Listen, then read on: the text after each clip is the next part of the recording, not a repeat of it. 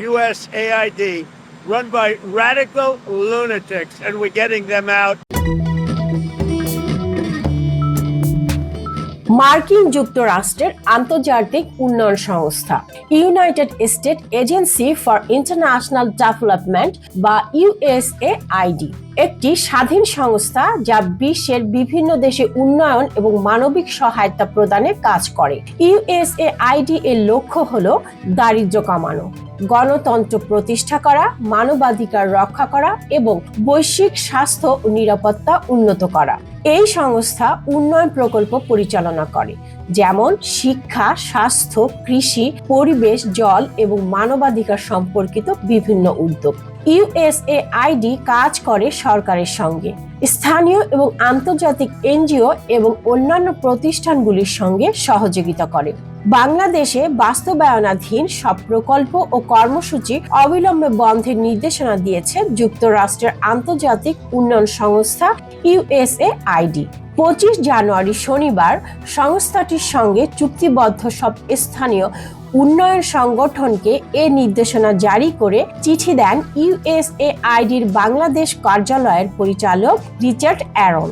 চিঠিতে বলা হয়েছে, পরবর্তী নির্দেশনা না দেওয়া পর্যন্ত সংস্থাটির সঙ্গে চুক্তির আওতাধীন সব প্রকল্প ও কর্মসূচির মার্কিন অংশের ব্যয় বন্ধ থাকবে।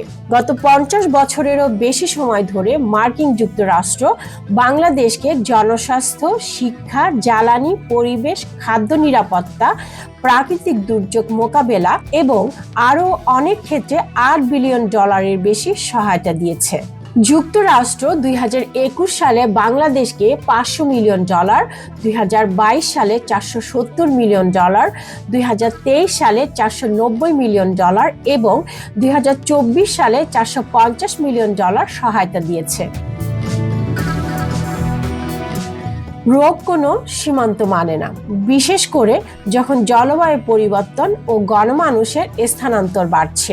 সংক্রামক রোগ আরও দ্রুত ছড়িয়ে পড়বে। প্রতি বছর 1 কোটি মানুষ টিবি রোগে আক্রান্ত হয় এবং 13 লাখ মানুষের মৃত্যু হয়, কিন্তু 40% রোগী কোনো চিকিৎসা পান না, ফলে তারা রোগটি ছড়িয়ে দেওয়ার ঝুঁকিতে থাকেন।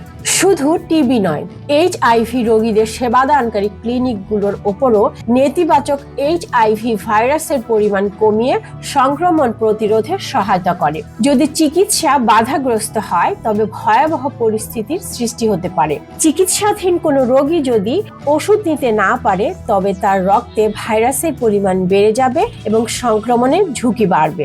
এই তহবিল স্থগিত হওয়ার অনেক অংশীদারি সংস্থা তাদের কার্যক্রম বন্ধ করে দিতে বাধ্য হয়েছে, কর্মীদের বরখাস্ত করতে হয়েছে।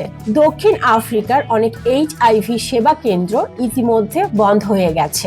এসব কেন্দ্র ধর্ষণের শিকার নারী ও কিশোরীদের জন্য জরুরি সেবা ও গর্ভনিরোধক ব্যবস্থা সরবরাহ। এই তহবিল বন্ধের সবচেয়ে বড় ক্ষতি হলো মানুষের আস্থাহীনতা তৈরি হওয়া।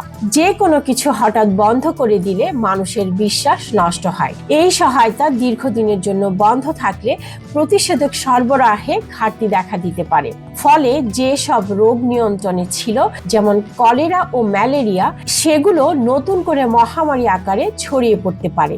ডোনাল্ড ট্রাম্পের সিদ্ধান্তে মার্কিন যুক্তরাষ্ট্রের অর্থায়ন বন্ধ হয়ে যাওয়ার কারণে আইসিডিডিআরবি 1000-এরও বেশি কর্মকর্তা কর্মচারীকে চাকরিচ্যুতির চিঠি দিয়েছে। তারা যুক্তরাষ্ট্রের আন্তর্জাতিক উন্নয়ন বিষয়ক সংস্থার ইউএসএআইডি অর্থায়নে পরিচালিত বিভিন্ন গবেষণা প্রকল্পে কাজ করতেন। আইসিডিডিআরবি এর জ্যেষ্ঠ ব্যবস্থাপক AKMR তারিফুল ইসলাম খান বলেন, আমরা যুক্তরাষ্ট্র সরকারের নির্দেশনা অনুযায়ী তাদের অর্থায়নে চলমান প্রকল্প ও গবেষণাগুলো পরবর্তী নির্দেশনা না আসা পর্যন্ত স্থগিত রেখেছি। আমাদের সেবাগ্রহীতা, অংশীদার ও সহকর্মীদের যে কোনো অসুবিধার জন্য আমরা দুঃখিত এবং সহানুভূতি প্রকাশ করছি। আমরা